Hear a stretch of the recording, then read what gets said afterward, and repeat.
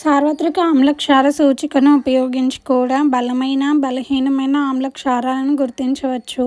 ఇది ద్రావణంలో ఉండే వేర్వేరు హైడ్రోజన్ అయాన్ల గాఢతలను బట్టి వేర్వేరు రంగులను చూపుతుంది. ద్రావణంలోని హైడ్రోజన్ అయాన్ గాఢతను లెక్కించడానికి వాడే స్కేలునే pH స్కేలు అంటారు. pHలో P అంటే పొటెన్స్ అనే పదాన్ని సూచిస్తుంది. జర్మన్ భాషలో పొటెన్స్ అనగా సామర్థ్యం అని అర్థం. ఒక ద్రావణం pH విలువ దాని ఆమ్ల లేదా క్షార స్వభావాన్ని సూచించడానికి ఉపయోగించే ఒక సంఖ్య మాత్రమే.